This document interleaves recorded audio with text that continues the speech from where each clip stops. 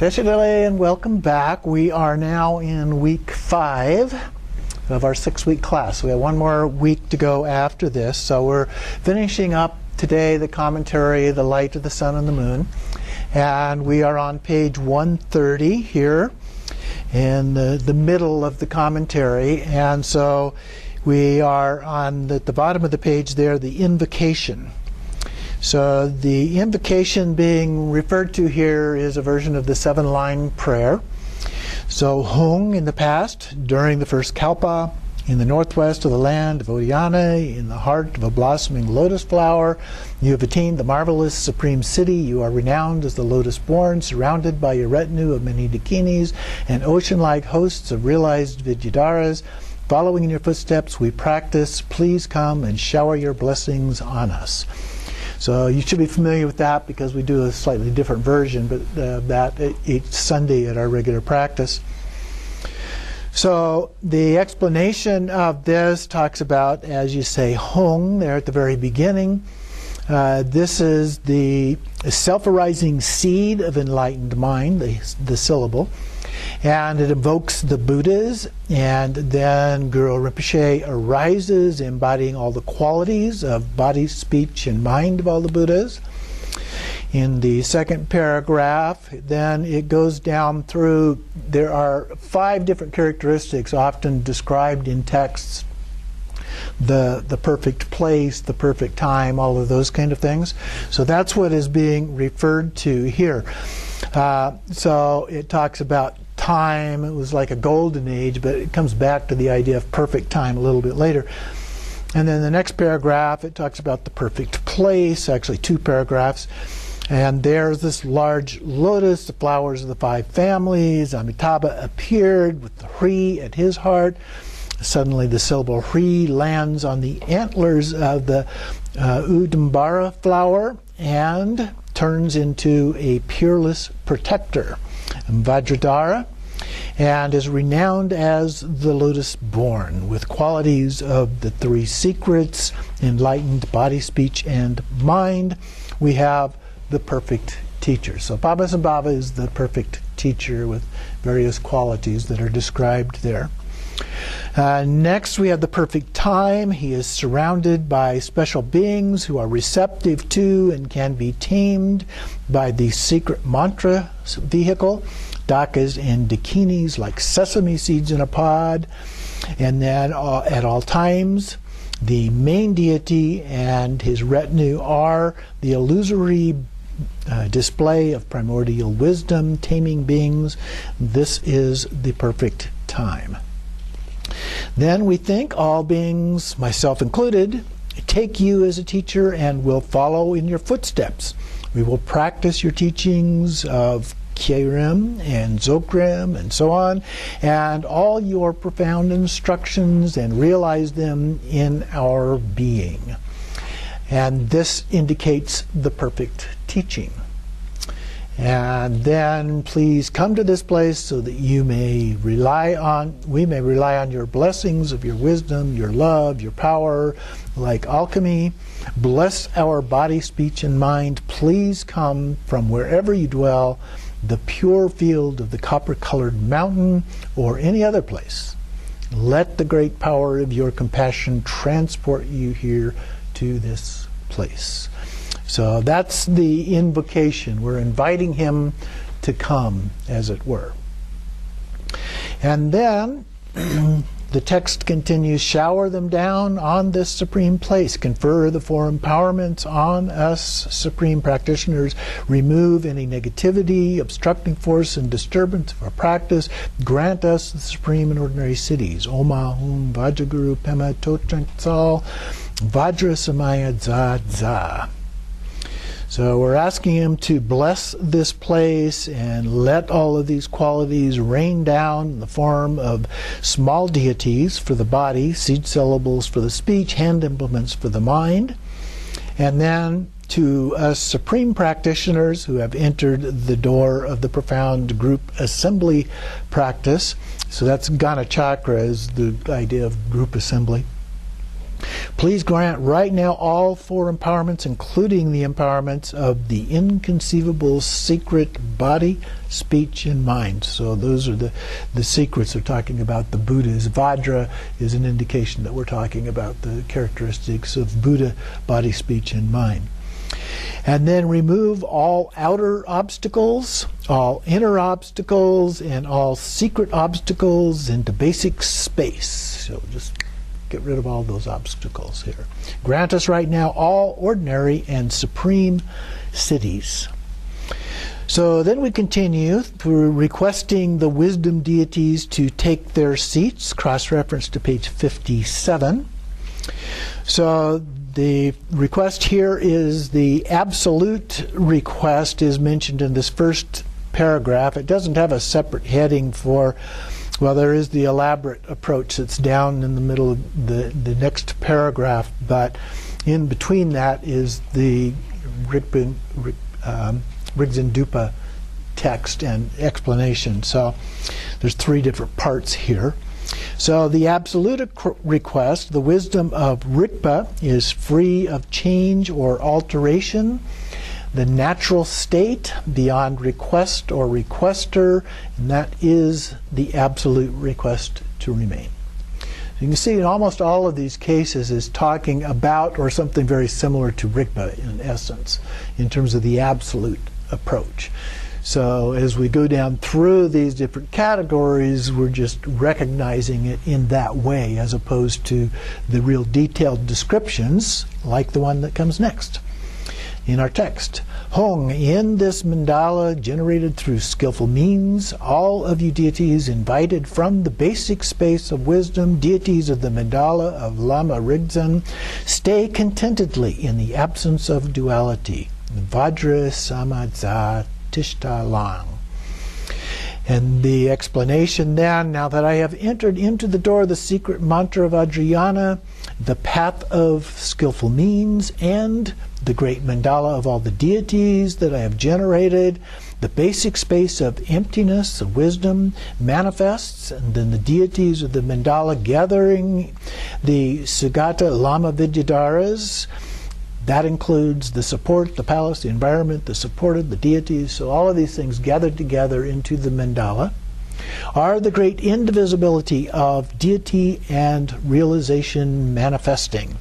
So sometimes we talk about the absolute and then the manifestation of the absolute, or Rigpa, and then the manifestations of Rigpa into all of the experiences that we actually have in our life, daily life. And sometimes we use the metaphor for that as the sun, which would be like Rigpa, and then the rays of the sun would be like the manifestations, everything we sense, see, hear, smell, taste, touch, think, feel, all of those things are included there. And then the indivisibility of the two higher truths, the equality without duality. And then we are asking these deities to sit with the great contentment in this absence of duality. So in a sense, that is Rigpa that it's talking about there. Now in the Rigdzin Dupa text, what we're getting is a little bit of a blend of the Rigpa approach to things, or Dzogchen approach to things, and the approach as it's traditionally done in a more elaborate way there. And sometimes they explain that, make that real clear, other times they don't, so you sometimes have to watch for that a little bit. So then it goes on to the elaborate approach, but doesn't really give us a lot of detail there. We offer to the deities seats corresponding to their family, such as a lion throne, lotus flowers, and so on. Then we visualize that they come and sit on them. So sometimes we get a lot more elaborate than what they're calling the elaborate approach there. So next we have the prostration. And so here the cross-reference is page 58 in the other commentary. And then we have the absolute prostration. And here the Lama introduces us to the face of Rigpa itself, relying on the Pith Instructions. The Pith Instructions are usually the way that we receive these in what's referred to as the 3 statements of Garib Dorje, or other terms very similar to that, but that's the same set of instructions that we're talking about. The first one of those is the direct instruction, where we're introduced to that, and that being the primordial state by the master. And then the second one is the disciple contemplating on that until we attain certainty, which is really the main part of the practice. That's the work part of the practice, although in some ways it's really not work. If you work at it, it tends to be counterintuitive. And then the third one is when you just then adopt that into your everyday life, every action that you do. And so it until we reach total realization. So those are the 3 instructions from Garib Dorje in that way. It's very simple, very straightforward, but you do need to receive the instructions on what Rigpa really is, a direct experience of that as opposed to a cognitive understanding of that. So then we decide on the one thing and the one thing only. That's what it is referring to. That's the first instruction. And then we rest in the natural display of the self-appearing primordial wisdom.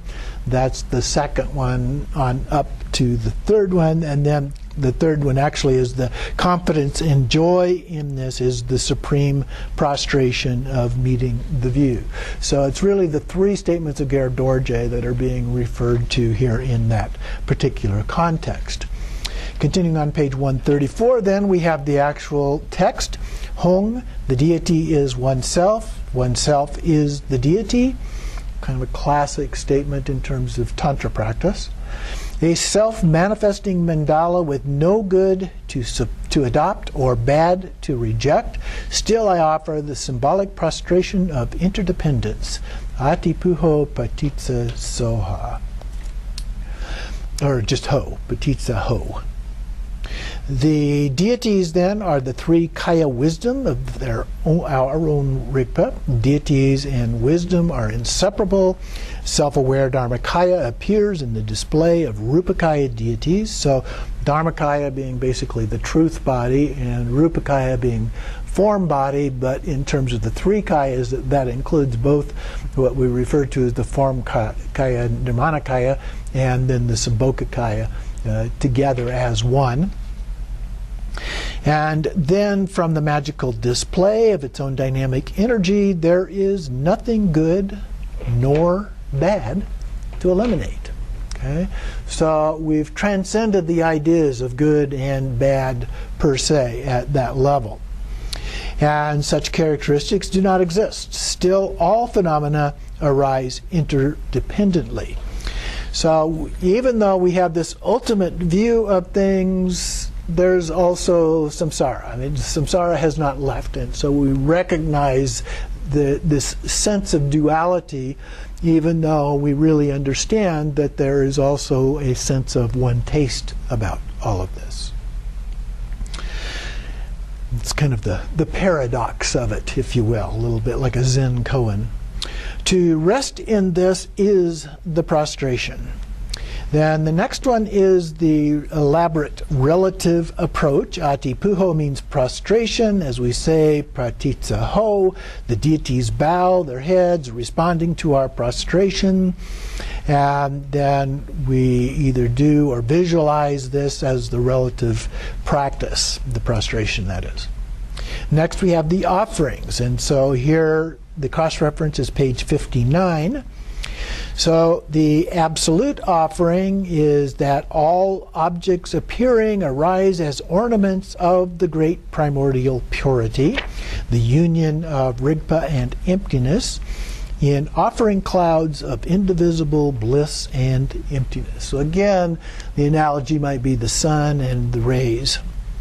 In terms of the Rigdzin Dupa text, Oma Hong, vessel and content, all arise as offering clouds, desirable objects, and 5 sensual stimulants, auspicious objects, auspicious symbols, and 7 emblems of royalty. Amrita, which is the white nectar, Torma, the food, and Rakta, the red offering or nectar. Purely and joyfully offered, laughing and singing, dancing girls, hundreds of thousands of consorts in great bliss union, offerings, offerers, recipients, all utterly pure within the space of wisdom. This great mudra of offering and all offerings I offer to you, deities of the Vidyadhara gathering. Accept them and grant us empowerments and cities. And then the mantras, Om Vajra Argam Padyam Pupe Dupe Alake Gante Nevade Shapta Rupta Shapta Gante Rasha Parse Ahum, and then Sarva Pensa Balingta Rakta Maha Sukha Dharma Datu Ahum. So then we get an explanation of this. You say Om Ahung. Recognize that the offering substances are the body, speech, and mind of all the Buddhas. And then the 7 outer offerings, the inner offerings of visual objects, sounds, odors, tastes, textures, various sense objects, if you will. And then the secret offerings of the 3 realms are transformed into nectar of enlightened body, speech, and mind that we offer, as well as the whole of appearance. So they say the vessel-like world. So it's, first part when making this offering is the skull cup. So that's the vessel being referred to, and existence, referring to the content, or here they say content-like sentient beings, and so on. And everything then arises in a complete display of offerings. The essence of these offerings is the enlightened mind, primordial wisdom and empty bliss.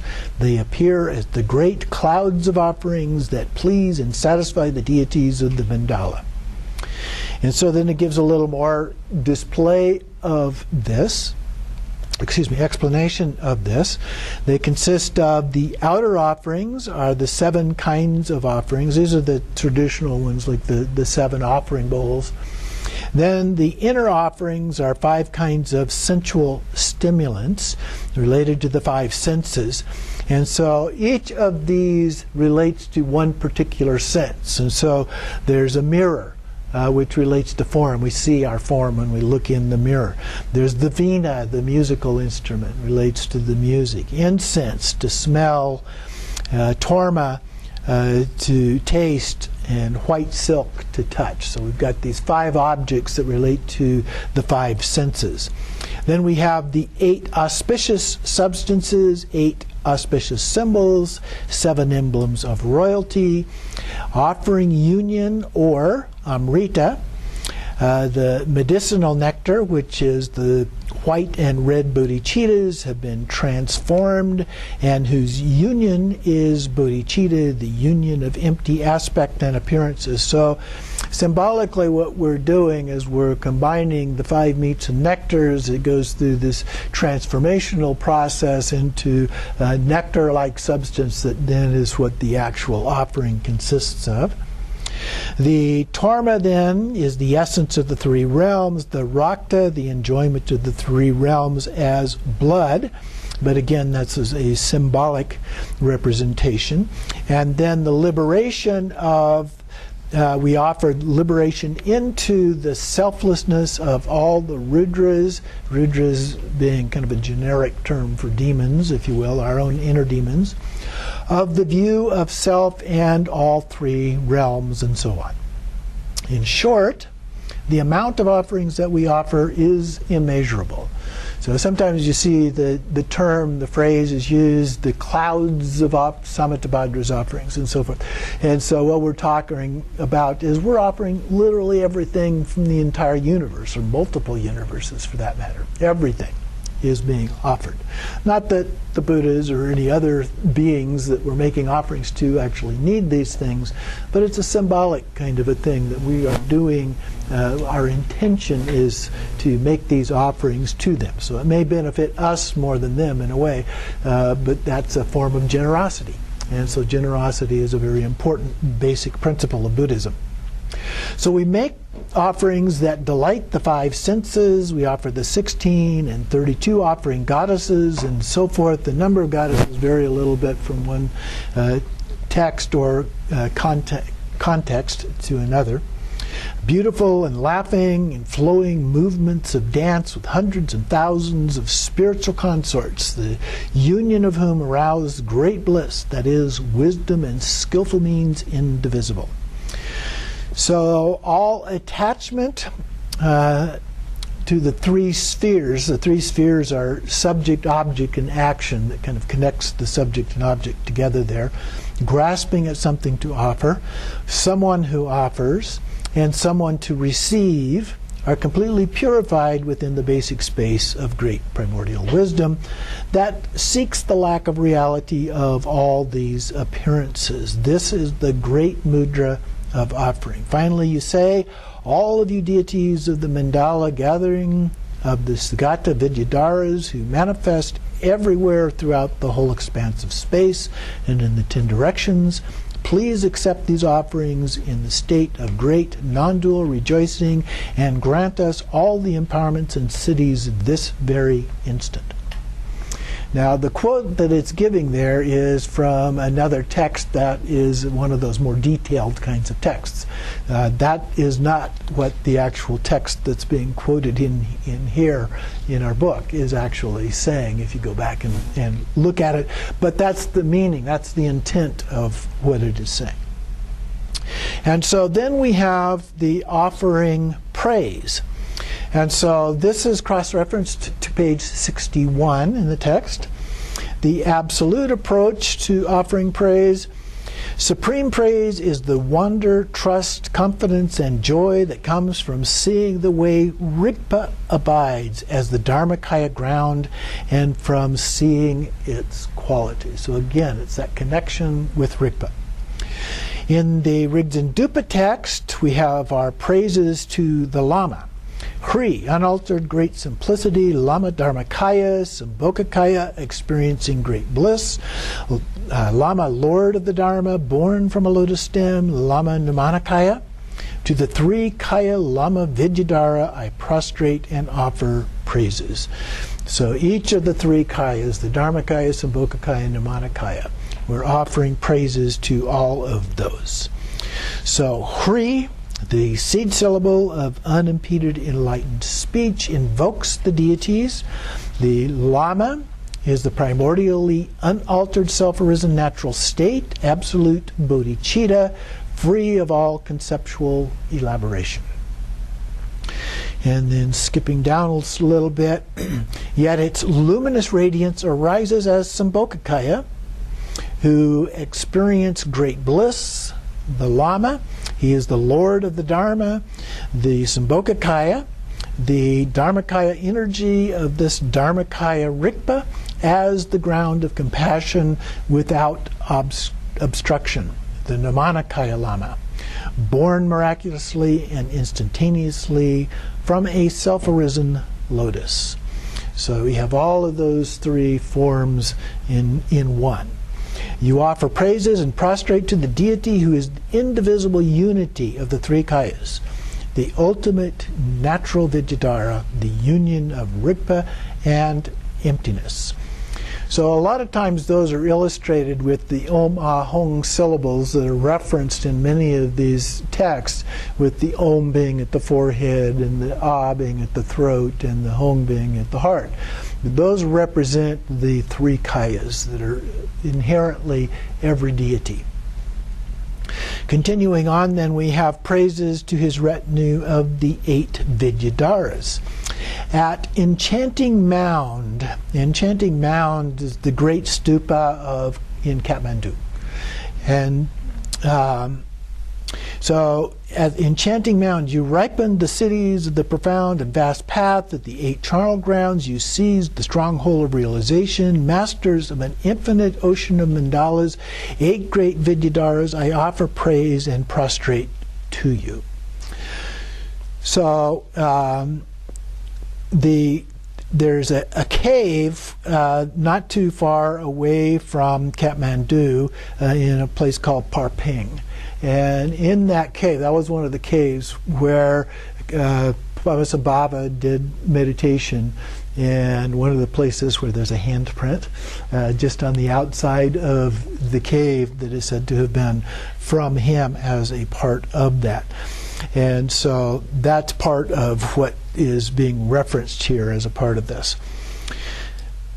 Okay, furthermore, in the grove by the great enchanting mound Stupa, so this, again, the Stupa is the Great Stupa in Kathmandu, you receive many transmissions, such as the sadhana of the Kagye, and ripened the cities of many profound and vast Dharma teachings. You exerted yourselves in the practice in the 8 great charnel grounds. You seized the stronghold of the fruition, realization of the view as limitless as space, and mastered all the teachings of an infinite ocean of mandalas, particularly of the 8 Kagye, and in short, to the 8 great Vidyadharas you offer praise and prostrate. I was fortunate enough to spend some time in that cave, being able to meditate in there, so that was quite a very special moment.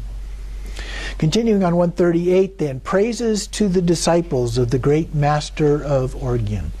You soar in the vast expanse of realization and guide beings manifesting all manner of appearances and deeds. You hold the life force of the extraordinary Vajra essence wisdom, 25 heart sons, the kings and subjects. I offer praise and prostrate to you. The commentary basically says the same thing, so I won't go over that. Then we have the praises to the deities.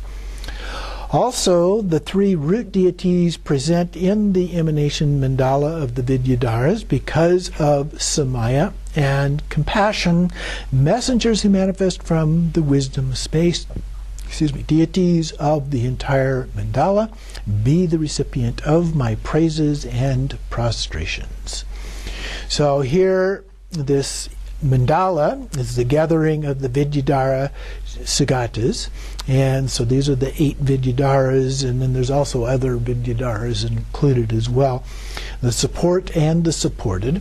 I am the Samaya Sattva. So we're viewed ourselves in the form of Pamasambhava as the Samaya Sattva here. And then they all arise as Rupakayas to the 3 root deities, Lamayidam Dakini, in this mandala, and all the deities of the Kagye, who are in the form of those 8 Vidyadhara deities. Yidams, Dakas, Dakinis are also included, the Dharma protectors around the outside, and their messengers, various Dakinis. And then to all the deities of the entire mandala, you offer praises and prostrations. So now everything has been included in this, like sesame seeds in a pot. Next we go on then to the mantra recitation. The cross-reference here is page 63. So you then open the mansion of the mantra recitation, which means a front visualization of Jnana Sattvas identical to the mandala. So basically, you're creating a mirror image of the one in which you find yourself, so that you are also visualizing it at the same time being in front of you. And then it separates from the self-visualization and is instantly clear and vivid. So in the Rigdzin Dupa text, it says, "At my heart, upon a lotus sun and a moon, is the blue letter Hong, the seed syllable. Around that the mantra garland turns, with the letters as fine as if written by a single hair. It emanates rays of light that purify the environment and being, so everything is now pure. Meditate on the mandala of the deities. Until this is actualized, I will not let go of the practice." And then the actual mantra, Om Ahong Vajra Guru Pema Siddhi Hong. And so, in this very brief commentary here, first, when you practice the approach alone, approach being the generation part of this. Generate on the and actualize the meaning of the lines that start at my heart and so forth until the deities appear clearly. You don't need to emanate and reabsorb light rays. So basically you do the first 3 lines there, which has to do with the image, and you recite the mantra, but you're focusing on generating a clear visualization. Once you get a clear visualization, then you can go on and begin to then do the radiation and absorption of light rays that become the next part of the practice. Some people have trouble visualizing, and that's okay. If you have trouble visualizing, if you get one of the pictures, there are several ways of alternate approaches to visualization if you're not someone who clearly can visualize. You can get a picture, and there's one just called a fast visualization, where you just look at the picture and then you continue on. Okay? Even though you may not be able to maintain the picture in your mind as you go about doing that. But most people, if they spend a little bit of time and repeat this over time, can begin to develop a clear picture by looking at the picture, studying the picture, then putting it down and trying to imagine it. Picking it back up, looking at it again, studying it, putting it down and try to reimagine it. But it doesn't just happen real quick for most people that are unable to visualize clearly. They have to do it over and over again. Think of your mother. What did your mother look like? Almost everybody, even people who can't visualize well, can remember what their mother looked like. Okay? As long as they didn't pass away when you were really young or something like that and didn't have many experiences of that. But we can almost all instantly imagine what our mother looks like, even if you're not visually oriented. And the reason is it comes from practice over and over and over, seeing the actual face of your mother. And the same kind of thing is true here. If you do this enough times, you will be able to visualize this. But you don't necessarily have to do that either. If you just don't have the time or whatever, you can use the picture, do a flash visualization where you just look at the picture and then set it down and continue on. You can also just do it by imagine. We can substitute words here. We can substitute imagine what it's like. Now, imagination can be visual, but it can also be more sensory in nature. So there's different ways that this can be done as a part of the practice. So don't be concerned if you have trouble visualizing. Then it continues into a section here on the 4 nails. And you recall, we already talked about the first nail somewhat, but then it elaborates a little bit further on this, and in the next part of the book goes into the other 3 nails as well. So the first one is the nail of all appearance as the deity. And so sometimes it's just the nail of the deity or the nail of appearance. And so it introduces the 4 nails here in the first paragraph. The 4 nails that bind the life force are the root of Kyerem practice. And so we've already explained the first one, the nail of the deity of Samadhi, and then in generating the deity section. But we still have to identify other aspects: purification, maturation, and perfection, those 3. For this first nail of the deity of Samadhi, the generation of the deity. So the first nail is actually the generation of the deity here.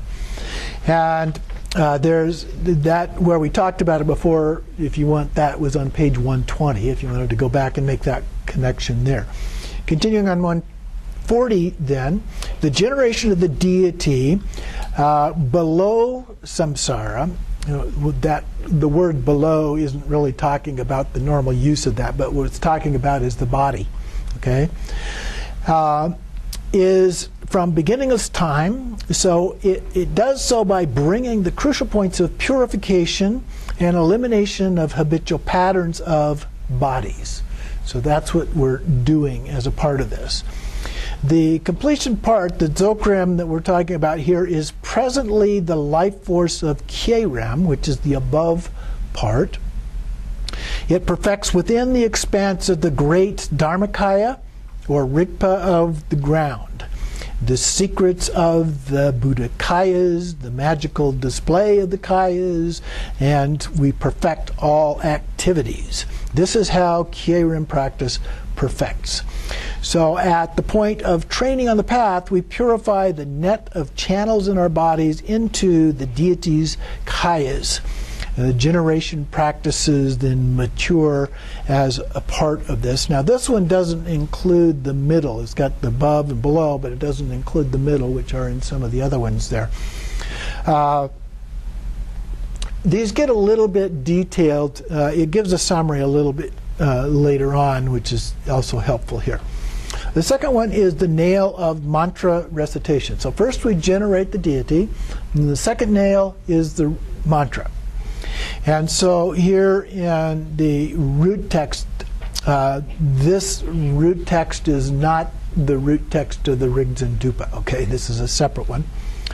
In Naxi Zilnon's heart, in the heart of Vidyadhara's Vajradharma, the color of coral, who, as if anointed with oil, is glistening and radiant with glowing complexion. He has one face and two hands, semi-peaceful and semi-wrathful, naked with bone ornaments and a top knot. He holds the Vajra and bell intertwined on his thigh. The blue yogini holds her hooked knife with the skull cup. The adornments are the same as her consort.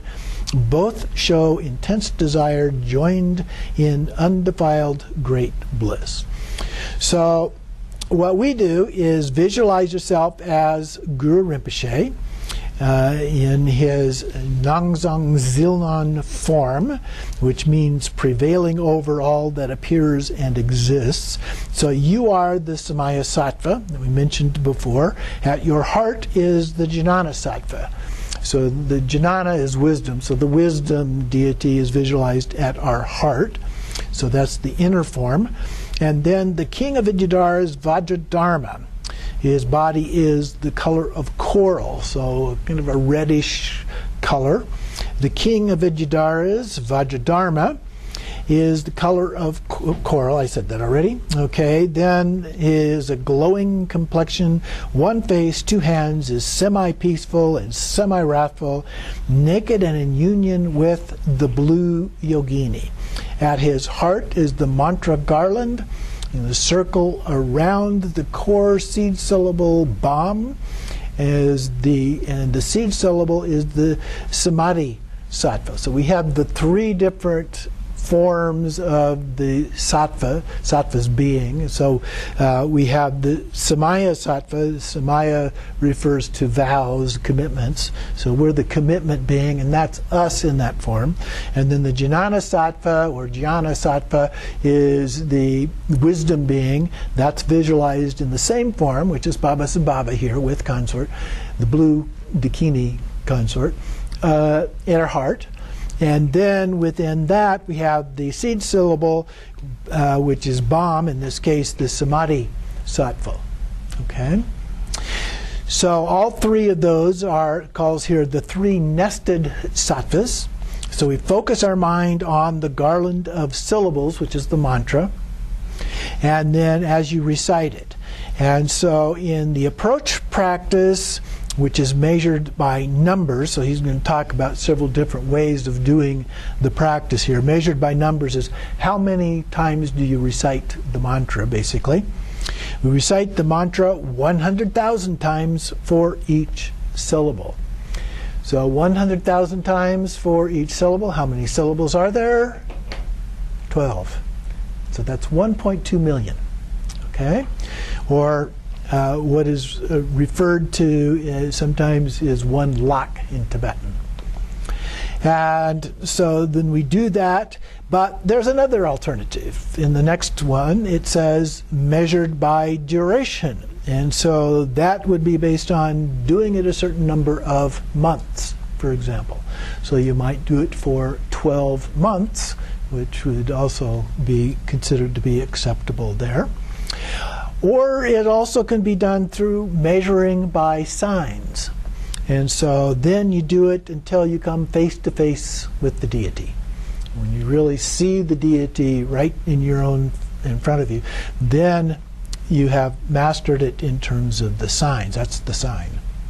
So those are the three fairly standard approaches to doing deity practice and the periods of time that are needed for it. But you also depend on the Lama to tell you which of those things that you should do. The Lama will normally give you instructions about which of those. If not, just select from those three options about which one you think is appropriate, or ask the Lama if they haven't given you those instructions.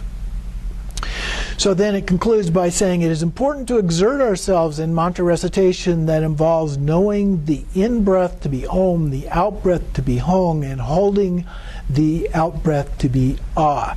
So that is a form of Vajra recitation, although in this case we're not actually reciting those three syllables as we do it. It's just recognizing that that is part of what's being included here. Then we have a commentary on the mantra itself. So there's a cross-reference on page 65 to the previous commentary. So first we have Om Ahong, the seed syllables of the three kayas. Then the Vajra, which refers to Rigpa endowed with the 7 Vajra qualities. The Dharmakaya, great equality, free of conceptual elaboration. And then the Guru is the Lama, and it points out here that Gu in Sanskrit comes from the word guna, which means quality, and Ru, which means heavy. So the Lama is heavily loaded with qualities. So Guru or Lama basically means teacher, but there's also this sense of it having this heavy nature, and or maybe a better word actually would be important nature about it. So Sambhogakaya endowed with the 5 certainties. Those are those 5 perfect things that we talked about before: the perfect teacher, the perfect teaching, the perfect place, the perfect disciples, the perfect time. So then Pema or Padma means lotus. So this indicates that he comes from the lotus family, and that he is the lotus born. He was born from a lotus on an island in the lake of Dhanakosha. The lotus flower grows in the mud, an important symbol in Buddhism, that it's born in the mud, but it raises up out of the water. The blossom is outside of the water or the mud, so it's not stained in that way symbolically from any of that. So the Nirmanakaya, subduer for the benefit of sentient beings in the 6 realms of samsara, remained untainted by samsaric negativities and faults. So Pema refers to Nirmanakaya. The Siddhi means accomplishment. So we have the 2 kinds of siddhis, ordinary siddhis and the ultimate siddhi of enlightenment. And so the supreme accomplishment is the level of Lama Vidyadhara, and the ordinary accomplishments are the 4 activities and the 8 great accomplishments and so on. There are various lists of what the ordinary siddhis actually are, sometimes including things that really sound like magic and those kind of things, and other times referring to things that we attribute more to the quality of various Buddhas. So I was talking about the 4 activities here. It's the pacifying, enriching, magnetizing, and subjecting, or subduing, subjugating, I guess, that are the activities of a Buddha. So hardly ordinary in the usual sense of the word. And then Hong, we request, please grant them to us in our mind stream right now. Also, I made a note here, the 7 aspects of union that was mentioned up there in the text. Those are complete enjoyment, union, great bliss, absence of self-nature, presence of compassion, being uninterrupted, and being increasing. So you can look those up if you want to. And continuing on page 142, then in brief, here's the summary. Om Ahong are the 3 kayas, Vajra is Dharmakaya, Guru Sambhogakaya, Pema Nirmanakaya, Siddhi is the supreme and ordinary siddhis, and Hong is the request to grant them right now, immediately. So then he talks a little bit about this as in the Nail of Essence mantra. So there are three crucial points of purification. We purify the below through speech and various sounds, and then by bringing to perfection the expanse of Rigpa, all the qualities of fruition are the above part, they become perfect, and then the middle that I mentioned just a little bit ago, all those aspects of speech and wind energy are purified into the essence mantra itself. The practice must be endowed with this crucial point of maturing for all Dzogchen practices based on wind energy, as in the Mahayoga Father Tantras.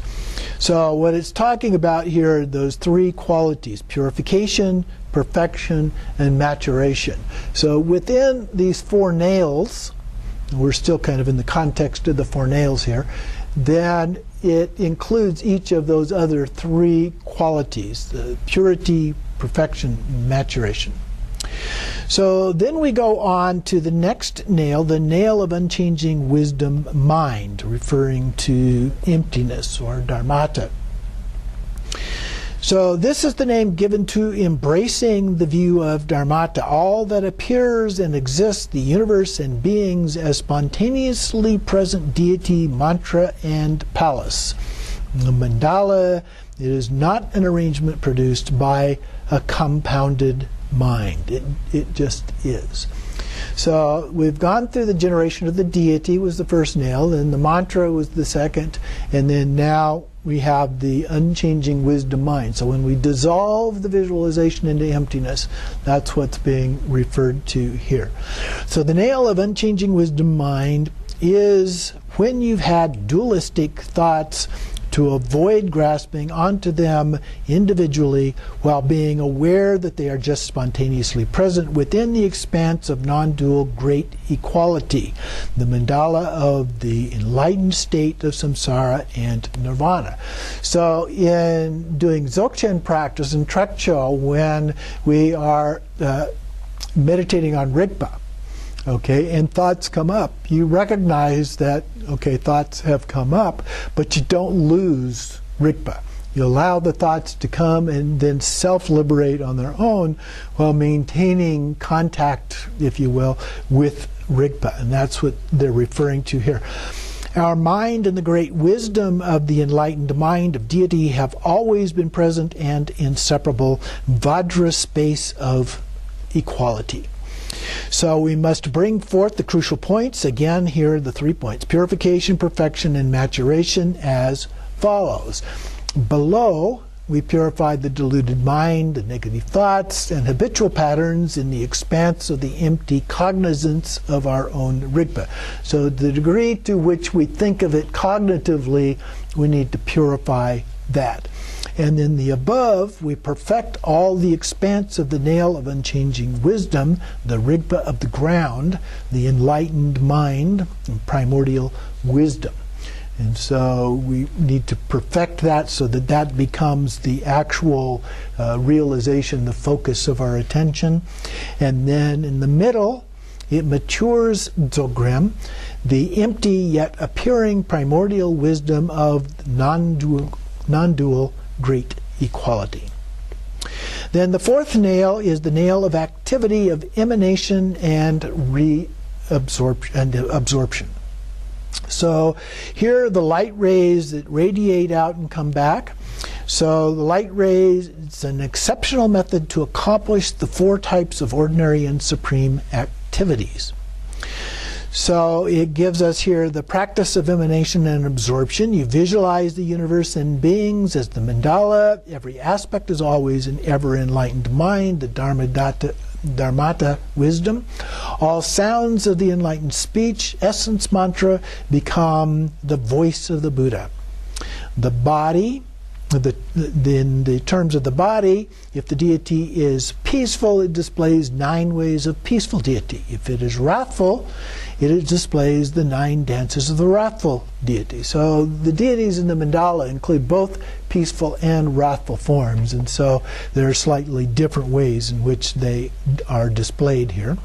From the mantra garland, masses of rays of light spread out. So now that's an overview of this emanation and absorption. And so now then it goes through each of 4 different stages of that. So the first one, emanation number 1, refers to accomplishing the 4 activities. So the rays of light, white rays, shine out, accomplish the activities of pacifying sickness and negative forces.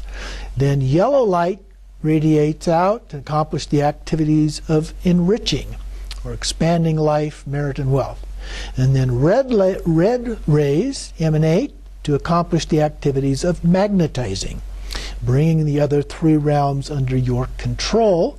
And then dark green rays to accomplish the activities of destroying harm doers, enemies, and obstructive forces, which of course are our own inner demons, not something outside of us.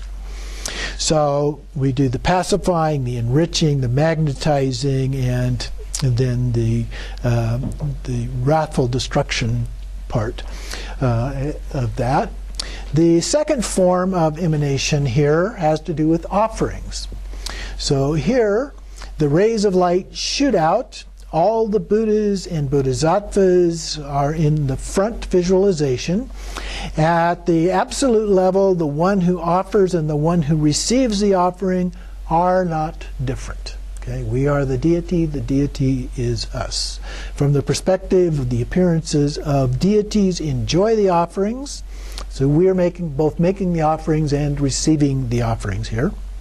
Imagine that all are satisfied with the taste of great primordial wisdom of bliss and emptiness. The third form here then is stirring the 3 realms of samsara from the depths. And so here we have rays of light of skillful means that emanate down to all deities of the 6 realms. And they touch all beings, see all all aspects of ignorance that are wiped away. Their bodies are transformed into deity bodies, all their speech into essence mantra, all their thoughts into the wisdom of Dharmakaya. So they become deities. Now that's the form that in a lot of the different texts, sadhana texts that we use, we see this where the light radiates out to the deities, it transforms the deities, usually the first one is out to it varies. Sometimes it goes to the deities, sometimes all sentient beings, and transforms all sentient beings into deities, and then they come back and join the mandala, and then out to all the deities, and then they come back in and we make the offerings and so forth that it's been talking about. So those are the 3 different forms of emanation there.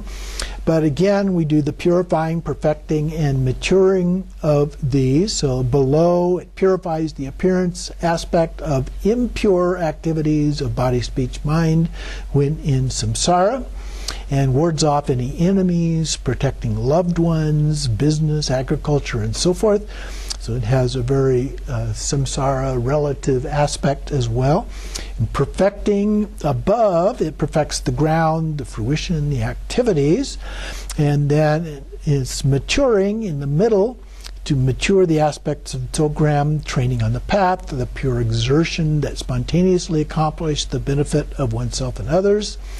And then on the ordinary path, is focused on the activities of body, speech, and mind. The extraordinary path is on the direct perception of wisdom, such as clear light yoga, and the union of appearance and existence within the body of light. So then it talks just briefly about the significance of these 4 nails. So the first nail was the generation of the deity. The second one was the mantra. The third one is the emptiness aspect of meditation that we normally do as a part of that. And then the third one has these various forms of offerings and purifications and so forth involved. So the significance of these 4, I'm going to use the quote here from Patrol Rinpoche on page 145 at the top. The view is the nail of unchanging wisdom in the ground. The path is meditation, the nail of the deity, and the nail of mantra. The implicit action is the implicit action, and the nail of activity is both supreme and ordinary fruitions, called the nail of primordial union. So we're going to take a little break right here.